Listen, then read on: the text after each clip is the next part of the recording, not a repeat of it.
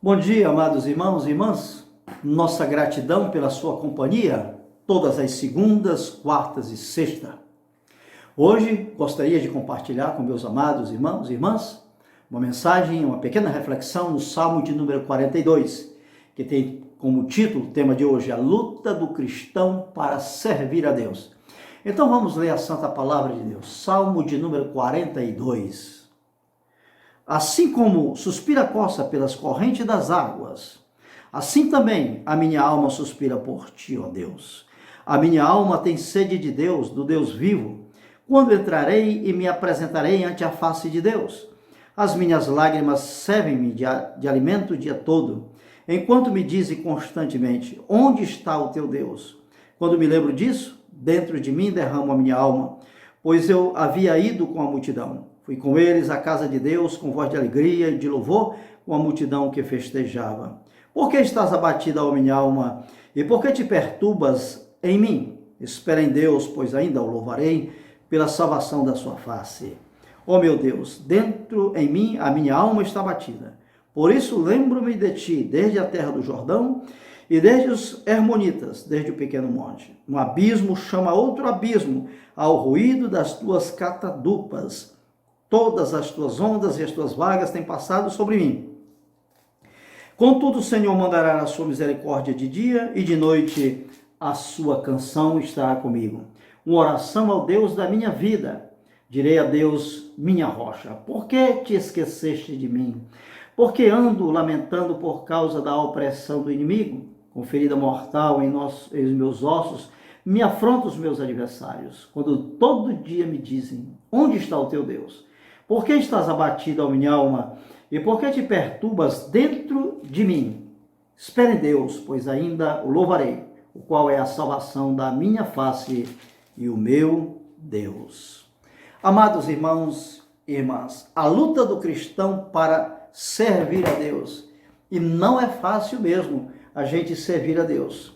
Paulo disse lá em Gálatas, porque a carne milita contra o espírito e o espírito contra a carne, porque são opostos entre si, para não fazer a vontade de Deus.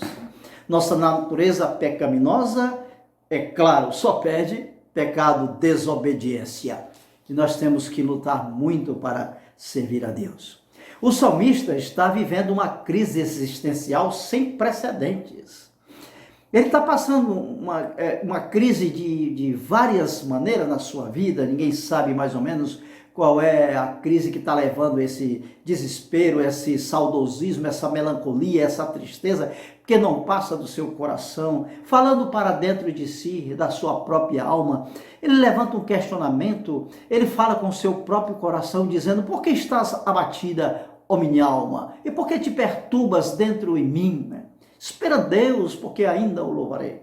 Ele pergunta, e ele mesmo se consola, e ele mesmo responde. Mas nós percebemos pela leitura que acabamos de fazer, que tem alguém de fora, talvez seja as suas pessoas mais próximas a ele, seus inimigos talvez, que achando que ele se acha um servo de Deus, deveria não passar por tanta angústia, por tantos os problemas, e fica cobrando Deus. Cadê o Deus que você tanto clama, que você tanto fala, que não aparece nesses momentos tão adversos e tão tristes que você está experimentando na sua vida?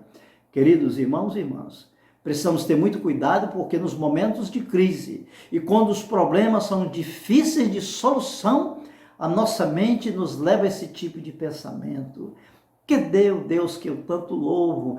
Cadê o Deus que eu tanto oro, que eu tanto sirvo, que não aparece, que não dá o ar da sua graça nesses momentos? Precisamos saber, meus queridos irmãos e irmãs, que o Deus que nós servimos jamais se afasta de nós, jamais desaparece de nós, jamais nos abandonará. Não, ele jamais fará isso. Às vezes ele dá um tempo para que possamos aprender durante a crise, para que possamos aprender diante dos problemas, dos sofrimentos. Deus é pedagógico e quer nos ensinar algumas lições maravilhosas que possa atingir a nossa maturidade, que possamos ser cristãos mais relevantes e mais maduros na fé. Então Deus tem os seus propósitos.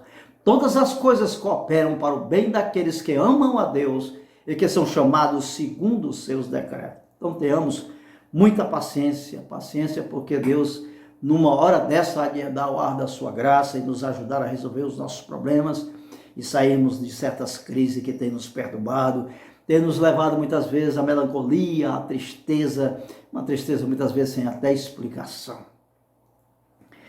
O que passa na cabeça de um crente quando ele acha que Deus sumiu? Nós ouvimos há pouco instante na leitura que acabamos de fazer.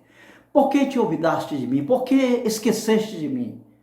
Por que se afastaste de mim?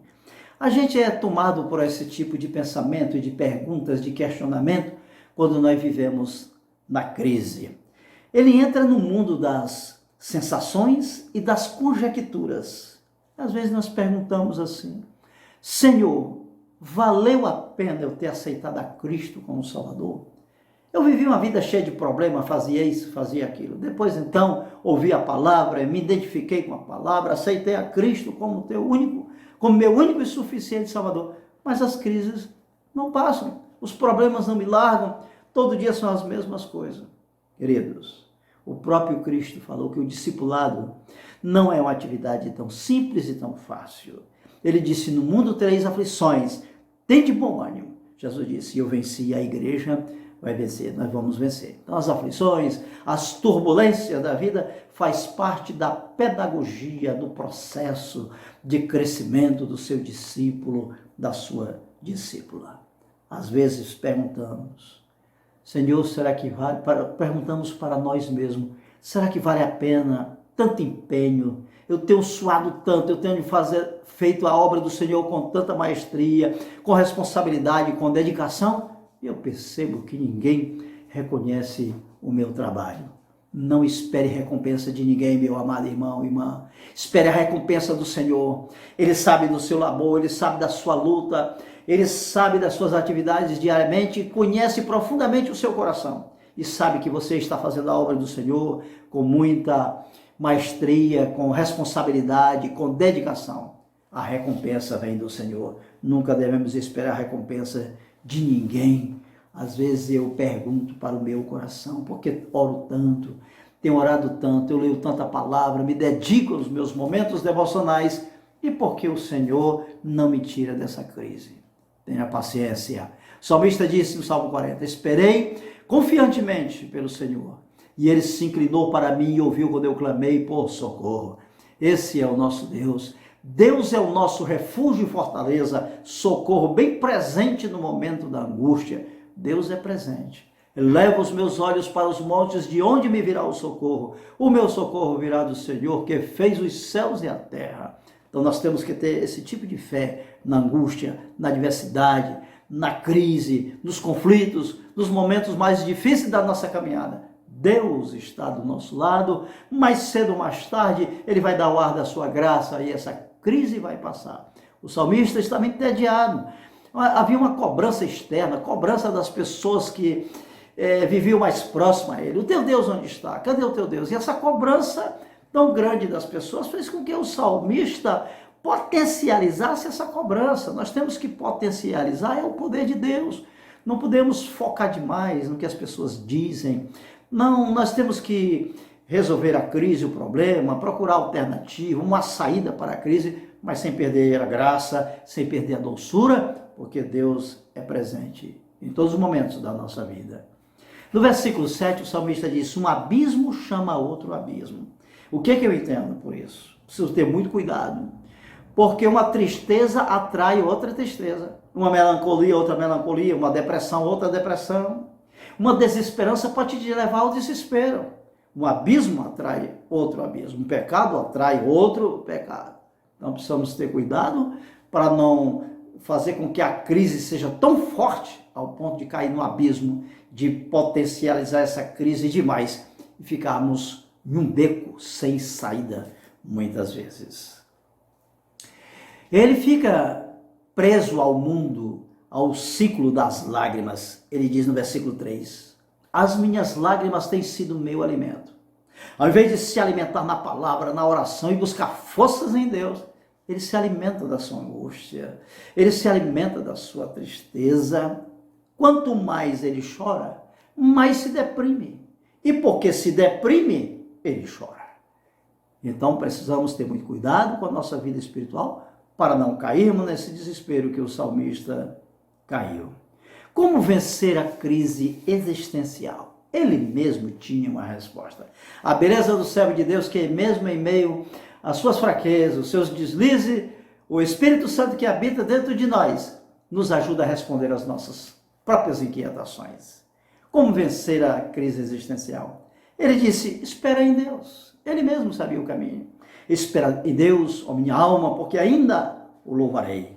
Eu preciso investir na adoração e no louvor. Ele disse, à noite, a tua canção está comigo, as orações estão subindo ao trono da tua graça. Precisamos responder à crise com adoração, com louvor, diante do nosso Deus. Nunca avalie a vida pelo momento que você está passando, ou seja, pela crise que você está passando. Não avalie o poder de Deus pelas circunstâncias. Deus é fiel todos os dias da nossa vida e sempre Ele quer o melhor para todos nós. São nos momentos decisivos da vida, das crises, que o nosso caráter se define.